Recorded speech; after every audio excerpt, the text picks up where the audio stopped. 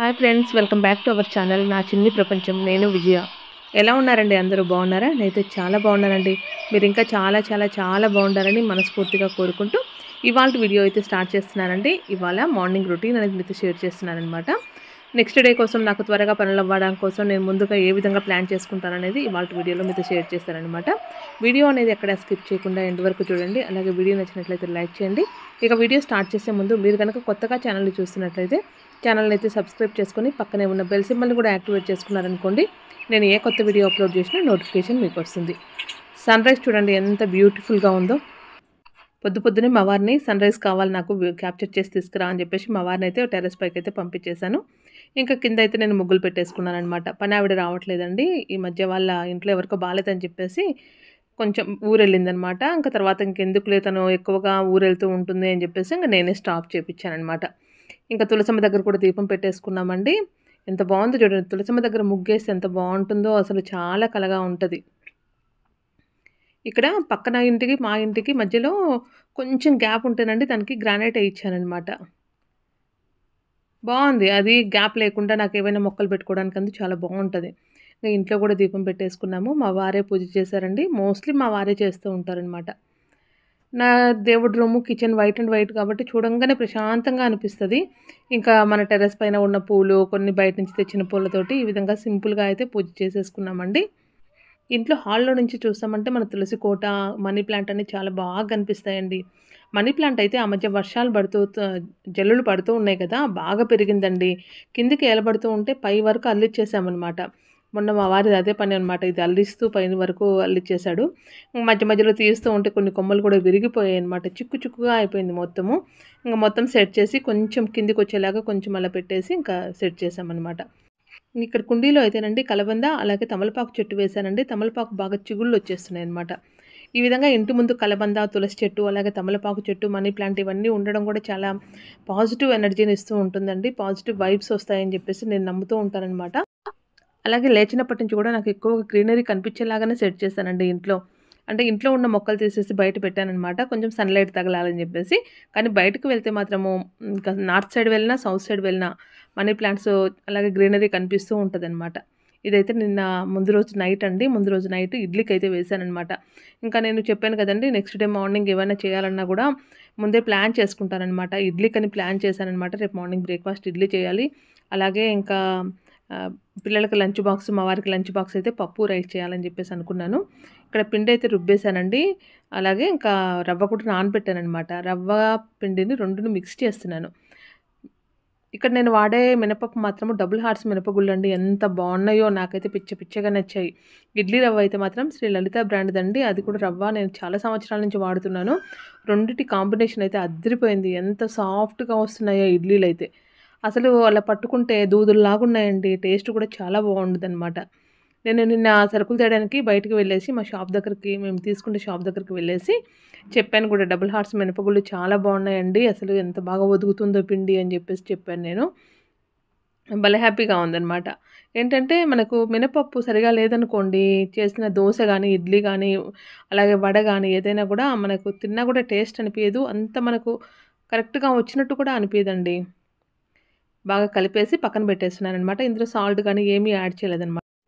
ఈ మధ్య కొంచెం చలి పెరిగినట్టు అనిపిస్తూ ఉందండి. పిండి సరిగ్గా ఫర్మెంట్ అవుతుందో లేదో అని చెప్పేసి డౌట్‌గా అయితే ఉంది.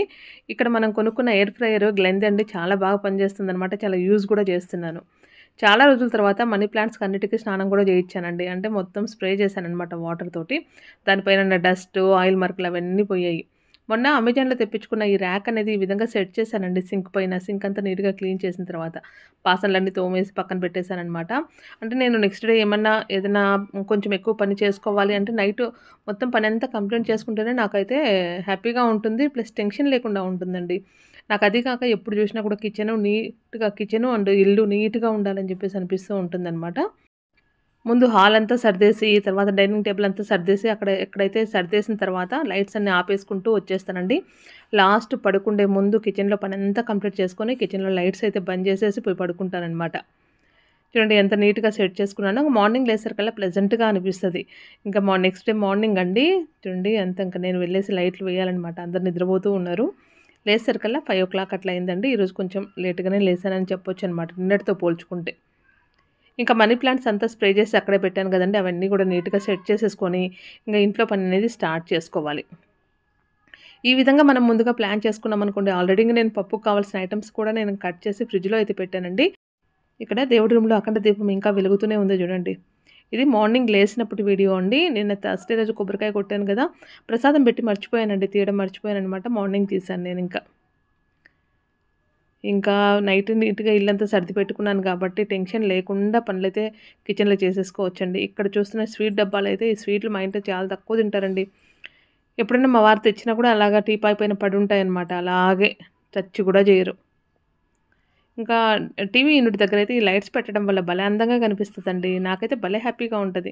ఇంక కిచెన్‌లో అయితే నీట్‌గా మనీ ప్లాంట్స్ అన్నీ సెట్ చేసుకొని ఇంకా కిచెన్‌లో పని అనేది స్టార్ట్ చేసుకోవాలండి. రైసు, పప్పే కాబట్టి ఎక్కువ టైం అయితే పట్టదండి నాకైతే. ఇంకా ఇడ్లీలకి చట్నీ చేస్తున్నానండి. చట్నీ అయితే సూపర్ కాంబినేషన్ ఉంటది. రోజు చేసేదానికన్నా కూడా కొంచెం డిఫరెంట్‌గా చేశాననమాట. చాలా మంచి కాంబినేషన్. ఈ మధ్య రైస్ చేసినప్పుడల్లా రైస్ కుక్కర్‌లో పెట్టకుండా నేను ఈ విధంగా ప్రెషర్ కుక్కర్‌లో చేస్తూ ఉన్నానండి. త్వరగా అయిపోతున్నట్టు అనిపిస్తూ ఉంటుందనమాట నాకైతే. బియ్యం గూడా బుజ్జి చాట్‌లో వేసేసుకొని చెరుక్కుంటూ ఉన్నానండి. అక్కడక్కడ పురుగు గట్రా లేకపోతే ఏదన్నా పొట్టు గట్రా ఉండిందంటే పోతది గదా! ఈ బుజ్జి చాట్ అయితే మా ఊరు నుంచి వచ్చేటప్పుడు మా ఊరు దగ్గర గిద్దలూరులో కొన్నానండి. చాలా బావుంటది. బుజ్జిగా ఉంటది. ఈ కుక్కర్ అయితే 4 లీటర్ కుక్కర్ అండి. ఇది హార్డ్ అనోడైజ్డ్ అనమాట. చాలా బావుంది. ఇది నేను క్యాంటీన్‌లో కొన్నానండి. నేను మోస్ట్‌లీ కుక్కర్స్ ఏవన్నా పెద్ద పెద్ద ఐటెమ్స్ కొనాలంటే క్యాంటీన్‌లోనే కొంటాననమాట. ఇంకా స్టవ్ పైన పెట్టేసుకుంటున్నాను. ఇంకా పనమ్మాయి రాలేదు కాబట్టి ఇంకా నేనే ఇంట్లో పనంతా చేసుకోవాలనమాట. గుమ్మం ముందు కూడా ఊడ్చి ముగ్గు పెట్టేసుకోవాలి. ఇంక తప్పదు కదండీ! అది కాక నేను ఫస్ట్ టైము నేను పనమ్మాయిని పెట్టుకున్నానండి. కానీ అమ్మాయి చాలా అంటే చాలా మంచిదండి. అట్లనే కాదు, కాకపోతే వాళ్ళ పిల్లలు దూరంగా ఉంటారంట. వాళ్ళ పిల్లల దగ్గరికి వెళ్ళాలి, వాళ్ళ అత్తయ్యని చూసుకోవాలి, ఇంట్లో పనులుంటాయి అని చెప్పేసి కొన్ని రోజులు సెలవు పెట్టిందనమాట. తర్వాత నాకు కుదరదులే అని చెప్పేసి ఇంక నేను సర్లేమ్మా ఇంక నీకు నీకు వీలు కానప్పుడు నాకు ఇంకా కష్టమైపోతుందిలే అని చెప్పేసి చెప్పాననమాట. చూడండి పిండి నైట్ నానబెట్టాను కదా! నైట్ ఫర్మెంట్ కోసం పెట్టాను కదా! ఇడ్లీ పిండి. ఈ విధంగా నాకెందుకో ఎక్కువగా పొంగినట్టు అనిపియలేదండి. సాల్ట్ కూడా వేసి కలపలేదనమాట. ఎప్పుడైనా కూడా నేను ఇడ్లీ పెట్టేటప్పుడు మాత్రమే సాల్ట్ అయితే వేస్తానండి. చూడ్డానికి పిండి అయితే కలుపుతూ ఉంటే సిల్కీగా అనిపించింది గానీ, ఎందుకో నాకు ఎక్కువగా పొంగినట్టు అయితే అనిపియలేదు. ఆ తర్వాత సాల్ట్ యాడ్ చేసేసి ఇంక నేను వాటర్ కూడా యాడ్ చేశానండి. ఎందుకంటే పిండి కొంచెం గట్టిగా అనిపించింది నాకు. అంత గట్టిగా ఇడ్లీలు వేసినా కూడా అంత టేస్టీగా ఉండవు. సాఫ్ట్‌గా కూడా రావన్నమాట. ఈరోజైతే కొంచెం సోడా ఉప్పు అయితే యాడ్ చేస్తున్నానండి. మనము కుకింగ్ సోడా ఉంటది కదా! అది యాడ్ చేసి కొంచెం అయితే వాటర్ వేస్తున్నాను. మనం సోడా యాడ్ చేసి పిండిని కలిపామనుకోండి, సోడా అనేది నీట్‌గా కలవదనమాట. ఇలా సోడా యాడ్ చేసిన తర్వాత కొంచెం వాటర్ యాడ్ చేసామనుకోండి నీట్‌గా కలిసిపోతుంది. చూడండి పిండి ఈ విధంగా ఇంత జారుగా ఉంటే ఇడ్లీలనేది చాలా సాఫ్ట్‌గా వస్తాయి. ఇంక పిండి కలిపి పక్కన పెట్టానండి. ఇంక తర్వాత చట్నీ అయితే చేస్తున్నాననమాట. ఇక్కడైతే పల్లీల పొడి యాడ్ చేస్తున్నానండి మిక్సీ జార్‌లో. నాకు వీలున్నప్పుడు, నాకు టైం దొరికినప్పుడల్లా పల్లీలు వేయించేసుకొని నేను పౌడర్ చేసి పెట్టుకుంటూ ఉంటాను. ఆ తర్వాత ఇందులో కొంచెం పుట్నాలు కూడా యాడ్ చేశానండి. తర్వాత అల్లము, అలాగే వెల్లుల్లిపాయలు ఈ విధంగా యాడ్ చేస్తున్నాను. వెల్లుల్లిపాయ ఎప్పుడైనా కూడా నేను పొట్టుతో పాటే యాడ్ చేస్తానండి. తర్వాత ఇందులో కొంచెం కారం అనేది యాడ్ చేస్తున్నానండి. ప్రతిసారి నేను పచ్చిమిర్చి యాడ్ చేస్తాను కదా! ఈసారైతే కారం అయితే యాడ్ చేశాననమాట. ఇది కొంచెం ఎక్కువ స్పైసీగా ఉందండి. అందుకోసమే కొంచెం అయితే యాడ్ చేస్తున్నాను. తర్వాత టేస్ట్‌కి సరిపడా సాల్ట్ అయితే యాడ్ చేసేసుకొని మనం గ్రైండ్ చేసుకోవాలండి. ఇందులో పచ్చి కొబ్బరి కూడా యాడ్ చేసేది ఉందండి. మర్చిపోయాననమాట. ఒకసారి మిక్సీ పట్టిన తర్వాత పచ్చి కొబ్బరి అనేది యాడ్ చేసుకుంటూ ఉన్నాను. పచ్చి కొబ్బరి ఇంట్లో ఉందండి. అది యాడ్ చేశాననమాట. లేకపోతే గాని స్కిప్ చేసేయొచ్చు. లేకపోతే ఎండు కొబ్బరి కూడా యాడ్ చేసుకోవచ్చనమాట. వాటర్ యాడ్ చేసేసుకొని ఈ కన్సిస్టెన్సీలో గ్రైండ్ చేసి పెట్టుకున్నానండి. మెత్తగా పేస్ట్ లాగా చేశాననమాట. దీనికి పోపు పెట్టేసుకోవడమే. యాజ్ యూజువల్ అన్ని చట్నీలకి ఏ విధంగా అయితే పోపు పెట్టుకుంటామో అదే విధంగా దీనికి కూడా పెట్టుకోవాలండి. నాకు ఇక్కడ కొబ్బరి యాడ్ చేశాను కదా! పలుకులు కొన్ని మెదక్కుండా అలాగే ఉన్నాయన్నమాట. ఇక్కడ పెట్టిన ప్లాంట్ అయితే సూపర్‌గుంటదండి. ఇంకా ఇడ్లీ కూడా పెట్టేద్దాము. ఇంకా రైసు, పప్పు 2 కూడా అయిపోయిందనమాట. ఇంకా పప్పుకు కూడా పోపు పెట్టుకోవాలి. పప్పుకు, చట్నీకి ఒకేసారి పెడదాంలే అని చెప్పేసి అనుకున్నాను. ఇంకా ఇక్కడ పాలు పెట్టాను గదండీ! పాలు చూడండి ఈ విధంగా పొంగేసి కింద పడ్డాయన్నమాట. సిమ్‌లో పెట్టినా కూడా అది పొంగి కింద పడ్డదండి. చెప్పాను గదండీ! మా స్టవ్‌కైతే కొంచెం ఎత్తుగా ఉన్న పాత్రలైతేనే నీట్‌గా సూట్ అయిపోతాయి. లేదంటే ఈ విధంగా పొంగిపోతాయన్నమాట. రైస్ కుక్కరు, అలాగే పప్పు కుక్కర్ 2 కూడా ఆవిరైతే పోయిందండి. ఇంకా వీటికి పప్పు కూడా ఎనిపేసుకొని మనం పోపు అనేది పెట్టుకోవాలి. పక్కన ఇడ్లీలు పెడదామని చెప్పేసి ఇడ్లీ కుక్కర్‌లోటి నేను వాటర్ వేసేసి బాయిల్ చేస్తున్నానండి. అది బాగా బాయిల్ అయిన తర్వాత ఇడ్లీ ప్లేట్లలో ఇడ్లీ పిండి వేసేసి తర్వాత అందులో పెట్టేసుకుంటున్నాను. ఇడ్లీ ప్లేట్లకు ఆయిల్ రాసానండి. ఆయిల్ రాసిన తర్వాత ఇడ్లీ పిండి వేశాననమాట. ఈ ఇడ్లీ కుక్కర్ అయితే నేను బెంగుళూరులో తీసుకున్నానండి. అది శివాజీ నగర్ మార్కెట్ ఉంటది కదా! అక్కడ తీసుకున్నాననమాట.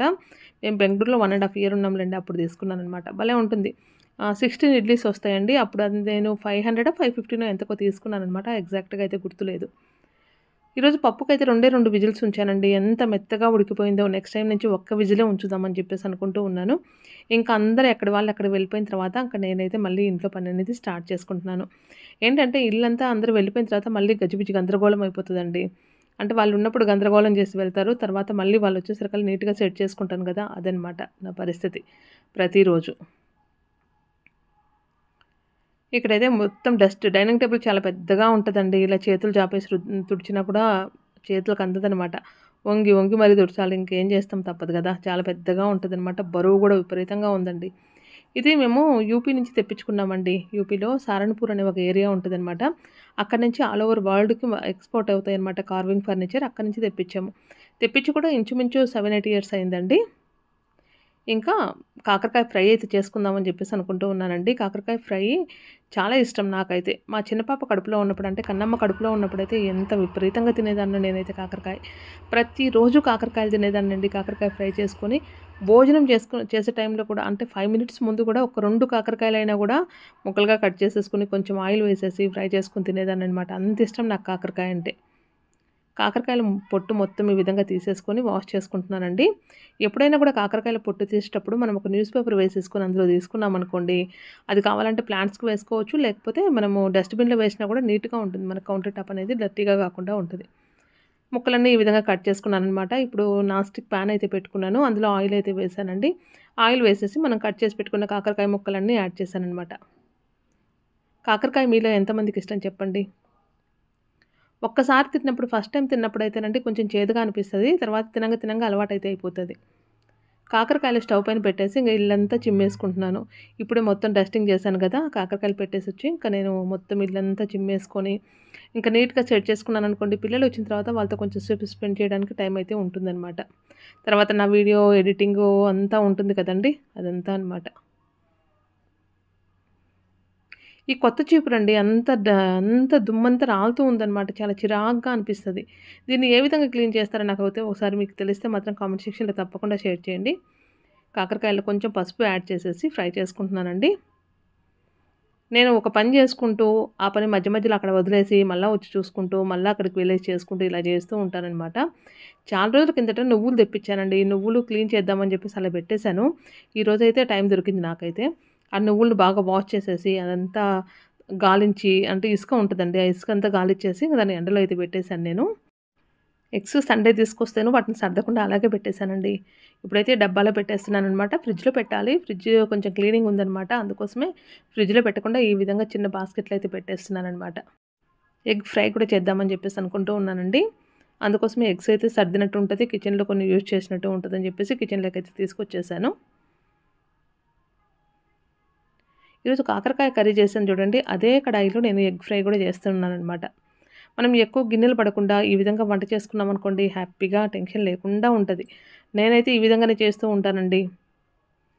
పోపు పెట్టిన దాంట్లోనే కర్రీస్ చేస్తూ ఉంటాను. పోపు కోసం యూజ్ చేసిన గిన్నెలోనే కర్రీస్ చేస్తాననమాట. అలాగే ఏదైనా ఫ్రై చేసిన దాంట్లో మళ్ళీ ఫ్రై ఐటెమ్ పక్కన తీసి పెట్టేసి మళ్ళీ పులుసు కూర పెట్టడం గానీ, ఒకవేళ లేకపోతే ఫ్రై ఐటెమ్ తీసిన తర్వాత మళ్ళీ పోపుకు ఏదైనా పోపు పెట్టాలంటే యూజ్ చేయడం కానీ అట్లా చేస్తూ ఉంటాను నేను. ఈ విధంగా చేయడం వల్ల ఏంటంటే మనకు ఎక్కువ గిన్నెలు పడకుండా ఉంటాయండి.